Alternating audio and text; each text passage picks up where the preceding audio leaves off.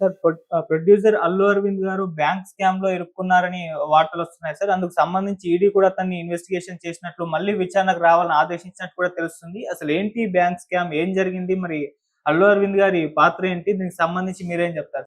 అల్లు అర్జున్ వివాదాల్లో ఆహ్, ఇరుక్కుని బయటికి రావడం మనం చూసాము. ఇప్పుడు అల్లు అరవింద్ పేరు బయటకొచ్చింది. అట్లాగే అల్లు అర్జున్ పేరు కూడా ఒక స్కామ్‌లో బయటకొచ్చింది.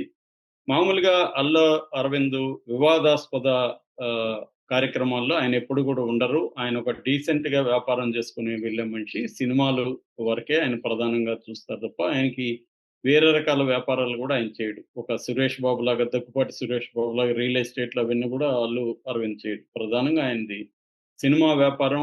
సినిమా చుట్టూ ఆహ్, అంటే క్యూబు సంబంధించిన ఇది గావచ్చు, లేకపోతే 'ఆహా' ఛానెల్ నడపడం గావచ్చు. ఇలాగా ఉంటది తప్ప ఆయన అగ్రెసివ్‌గా వెళ్ళే బిజినెస్ మ్యాన్ గాదు. కొంత లిమిటెడ్‌గా తన పాటికి తను చేసుకొని ఒక డిసిప్లిన్‌తో వెళ్ళే బిజినెస్ మ్యాన్‌గా మనం చెప్పుకోవచ్చు అల్లు అరవింద్. సో, అందుకనే ఆయన కొంత వాళ్ళ చిరంజీవి గారు రాజకీయాల్లోకెళ్ళినప్పుడు ఈయన కూడా వెళ్ళాడు గానీ, అక్కడి నుంచి మళ్ళీ ఆయన విరమించుకోవడంతో ఈయన కూడా విరమించుకున్నాడు. అయితే ఈ మధ్య కాలంలో మెగా ఫ్యామిలీకి, అల్లు ఫ్యామిలీకి మధ్య విభేదాలు రావడం దగ్గర నుంచి ఏదో ఒక రకంగా అల్లు అరవింద్, అల్లు అర్జున్ పేర్లు వివాదాల్లోకి వస్తున్నాయి. ఇప్పుడు ఒక విచిత్రమైన వార్త వచ్చింది. అదేందంటే అల్లు అరవింద్‌ని ఈడీ ఎన్ఫోర్స్‌మెంట్ డైరెక్టరేట్ 3 గంటల పాటు ఒక స్కామ్‌లో విచారించిందని. ఇది కొంత విచిత్రమైంది. ఎందుకంటే అల్లు అరవింద్ అసలు మనీ లాండరింగు లేకపోతే ఇట్లాంటి స్కాముల్లో ఇప్పటివరకు ఎక్కడా ఆయన పేరు రాలేదు. అయితే దీని డీటెయిల్స్‌లోకెళ్తే ఆహ్, రామకృష్ణ ఎలక్ట్రానిక్స్, రామకృష్ణ టెలిట్రానిక్స్ అనే 2 సంస్థలున్నాయి. ఈ సంస్థలు 2015 నుంచి 19 వరకి బ్యాంక్ లావాదేవీలు కొన్ని తప్పుగా చేసిందని. అంటే బ్యాంక్ అంటే యూనియన్ బ్యాంక్ ఆఫ్ ఇండియాలో వీళ్ళు ఏం చేశారంటే ఓపెన్ క్యాష్ క్రెడిట్ అనే ఒక పద్ధతుంటది. ఆ పద్ధతిలో డబ్బులు తీసుకొని మొత్తం నో ఆహ్ 101,00,00,000 101,48,00,000 అమౌంటు. ఈ అమౌంట్‌ని వ్యక్తిగత ఖాతాల్లోకి మళ్లించేసింది. ఆహ్, సో, అలా బ్యాంక్‌ని మోసం చేసిందని బ్యాంక్ కంప్లెయింట్ ఇస్తే ఎఫ్ఐఆర్ చేశారు. సో, ఈ ఎఫ్ఐఆర్‌ని బట్టి ఎప్పుడైనా గూడా డబ్బులు ఎక్కువగా స్కాములు, ఆర్థిక లావాదేవీలు, ఎకనామిక్ అఫైర్స్ అంటారు. ఈ ఎకనామిక్ అఫైర్స్ జరిగినప్పుడు మనీ లాండరింగ్ జరిగిందేమో అని డౌటొచ్చినప్పుడు ఈడీ రంగంలోకి దిగుతుంది. మనీ లాండరింగ్ అంటే నేను చాలా సార్లు చెప్పాను. పేరులోనే ఉంది. అంటే డర్టీ మనీని క్లీన్ మనీగా మార్చుకోవడాన్ని మనీ లాండరింగ్ అంటారు. లాండరింగ్ అంటే క్లీనింగ్. సో, డర్టీ మనీ అంటే బ్లాక్ మనీ. అంటే గవర్నమెంట్ టాక్సులు కట్టకుండా బ్లాక్ మనీని క్లీన్ మనీగా మార్చుకునే పద్ధతి. సో, ఇక్కడ మనీ లాండరింగ్ జరిగింది 101,00,00,000 దీంట్లో లావాదేవీల్లో అని చెప్పి ఈడీ రంగంలో దిగింది.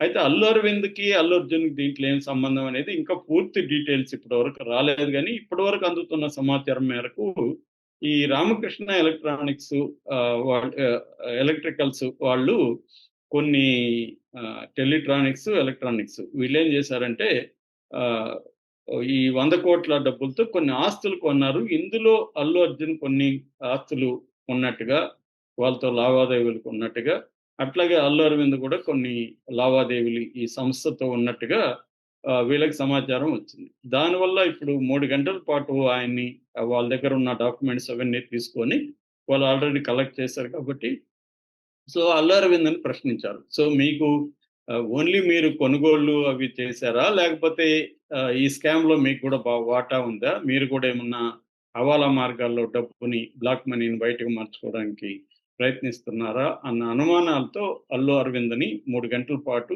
ఈడీ ప్రశ్నించిందని చెప్తున్నారు. మళ్ళీ నెక్స్ట్ వీక్‌లో మళ్ళీ రావాలని చెప్తున్నారు. ఎందుకంటే ఇప్పుడు అల్లు అరవింద్ చెప్పిన సమాధానాన్ని తీసుకొని వాళ్ళు మళ్ళీ పరిశీలిస్తారనమాట. వాళ్ళు అల్లు అరవింద్ చెప్పింది కరెక్ట్‌గా ఉందా? లేదా? అని మళ్ళీ డాక్యుమెంట్స్ అవన్నీ కొత్త డాక్యుమెంట్స్ కానీ, కొత్త సమాచారం ఏమన్నా అల్లు అరవింద్ ఇచ్చుంటే దాన్ని బట్టి మళ్ళీ వాళ్ళు వెళ్లి ఎంక్వైరీ చేసి మళ్ళీ కొత్త సాక్ష్యాలను అవన్నీ స్ సంపాదించి మళ్ళీ అల్లు అరవింద్‌ని ప్రశ్నించే అవకాశం ఉంది. ఇది మామూలుగా జరిగే ప్రక్రియ. ఈడీ అనేది ఒక్కసారికి వదిలేయదు. వాళ్ళు కొన్ని ప్రశ్నలు ఉంటాయి అప్పటికి. సమాధానాలు ఇచ్చినాక వాళ్ళు మళ్ళీ ఫర్దర్‌గా ఇన్వెస్టిగేషన్‌లోకి ముందుకెళ్ళినాక మళ్ళీ అల్లు అరవింద్‌ని ప్రశ్నించే అవకాశం ఉంది. ఇప్పటివరకైతే అల్లు అరవింద్ నేరస్తుడని ఏమి రాలేదు. ఒక్కోసారి సాక్షిగా కూడా మా ఈడీ ప్రశ్నిస్తుంది. ఈడీ ప్రశ్నించినంత మాత్రాన వాళ్ళేదో నేరం చేసినట్టుగా మనం భావించాల్సిన అవసరం లేదు. ఇప్పుడు వీళ్ళు నేరం చేశారనేది ఆరోపణ. ఎందుకంటే బ్యాంక్ కంప్లెయింట్ ఇచ్చింది. 1,40,48,00,000 వీళ్ళు ఇట్లా వ్యక్తిగత ఖాతాల్లోకి మళ్లించేశారని. ఇది చాలా మంది మీద మన రఘురామకృష్ణరాజు మీద కూడా ఇదే ఆరోపణ ఉంది. అంటే ఒక పని కోసం బ్యాంక్ లోన్ తీసుకొని వాటిని వ్యక్తిగత ఖాతాల్లోకి మళ్లించేసి ఖర్చు పెట్టేయడం. వీళ్ళు దేనికోసం అయితే తీసుకున్నారో దానికి ఖర్చు పెట్టకపోవడం.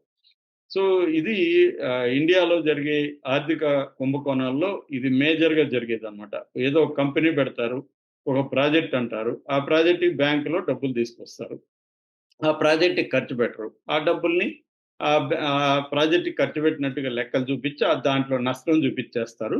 ఈ డబ్బులు అసలు పెట్టుబడే పెట్టుండరు. దీన్నేం చేస్తారు, మళ్ళీ విదేశాల్లో ఉండే కొన్ని సంస్థలు కొన్ని దేశాల్లో ఏందంటే ఒక కంపెనీ పెట్టడం అనేది చాలా సులభం అన్నమాట. అంటే అక్కడ ఆల్రెడీ కొంతమంది చార్టర్డ్ అకౌంటెంట్లు, అడ్వకేట్‌లు బ్యాచ్ అంతా ఉంటారు. వాళ్ళకి మనం అప్పగిస్తే అక్కడ ఒక పార్ట్నర్‌ని పట్టుకోవాలి. లోకల్‌గా ఒకరిని పార్ట్నర్‌గా పెట్టుకొని మనం కంపెనీ పెట్టేయొచ్చనమాట. ఆ కంపెనీలకి డబ్బులు తీసుకెళ్ళిపోయి, ఆ కంపెనీ లావాదేవీల నుంచి మళ్ళీ వైట్ మనీ మనం ఇండియాకి తెప్పించుకోవచ్చు. సో, ఇదొక మెథడ్. రెండో మెథడ్ హవాలా ద్వారా. అక్కడి నుంచి దొంగ పద్ధతి ద్వారా హవాలా ప్రపంచవ్యాప్తంగా ఉంటదనమాట.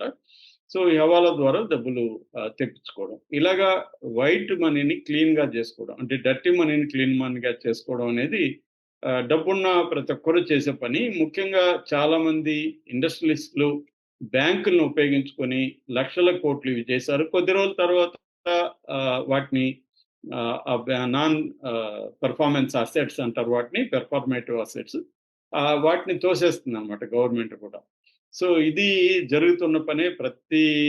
ఆహ్, ఆహ్, చాలామంది బిజినెస్ పీపుల్, పొలిటీషియన్స్ ఇదే పని చేస్తుంటారు. అందుకే వీళ్ళు రాజకీయాల్లో చేరేది కూడా ఇలాంటి కేసుల నుంచి బయటపడడానికే. ఇప్పుడు మనకి చాలా మంది మీద ఇప్పుడు సీఎం రమేషు, తర్వాత సుజనా చౌదరి, ఆహ్, ఆయన రఘురామకృష్ణరాజు వీళ్ళ అందరి మీద విమర్శలొచ్చాయి.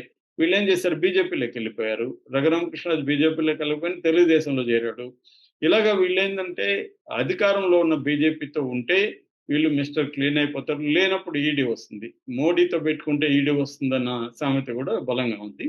ఈ నేపథ్యంలో మేబీ ఇప్పుడు రామకృష్ణ ఆ కంపెనీ ఏదైతే ఉందో టెలిట్రానిక్స్ అండ్ ఎలక్ట్రానిక్స్ వాళ్ళ మీద వచ్చిన అభియోగాల్లో అల్లు అరవింద్‌ని పెట్టినట్టుగా మనకు అర్థమవుతుంది. అతను సాక్షిగా పిలిచారని ఇప్పటివరకైతే వార్తలొస్తున్నాయి. అయితే ఈడీకి డౌట్‌లుంటాయి. ఏమన్నా అతను గూడా దీంట్లో ఇన్వాల్వ్ అయ్యాడా లేదా అనేది గూడా ఆ యాంగిల్‌లో నుంచి కూడా అల్లు అరవింద్‌ని చూసినట్టుగా తెలుస్తుంది. అల్లు అరవింద్ అయితే దీని మీద ఇప్పటి వరకు పబ్లిక్‌గా ఏమి స్పందించి తన అభిప్రాయం గాని ఏమి చెప్పలేదు. సైలెంట్‌గా ఉంటున్నాడు. మేబీ ఇది మీడియాలో అంతా హైప్ ఇదంతా క్రియేట్ అయినాక అల్లు అరవింద్ కూడా మాట్లాడే అవకాశం ఉంది. ఎందుకంటే ఇప్పుడు మాట్లాడితే ఆయనకి ఇబ్బందులు వచ్చే అవకాశం ఉంది. ఈడీ దగ్గర నుంచి కూడా. అందుకని ఆయన సైలెంట్‌గా ఉన్నాడు. అట్ ద సేమ్ టైమ్ ఆయన సైలెంట్‌గా ఉంటే ఏందంటే మన మీడియా రకరకాల కథలు అల్లేసి ఆయన్నే దోషి అన్నట్టుగా ప్రకటించేస్తారు. ఆల్రెడీ ఈయనకి యాంటీ బ్యాచ్ గూడా అటు పవన్ కళ్యాణ్ లేకపోతే మెగా బ్యాచ్ ఉన్నారు గాబట్టి వాళ్ళు గూడా ట్రోల్స్ మొదలుపెట్టేస్తారు. ఈయనే తప్పు చేసినట్టుగా కుంభకోణంలో ఇరుక్కున్న అల్లు అరవింద్ అని ఆల్రెడీ టైటిల్స్ మనకొచ్చేసాయి. స్కామ్‌లో అల్లు అరవింద్ అని. కాబట్టి ఆయన చెప్పాల్సిన అవసరం గూడా ఆయనకుంటది. రేపొచ్చి ఏం జరిగింది ఏంటనేది ఆయన గూడా చెప్తాడని అనుకుంటున్నాను. Okay sir. Thank you so much.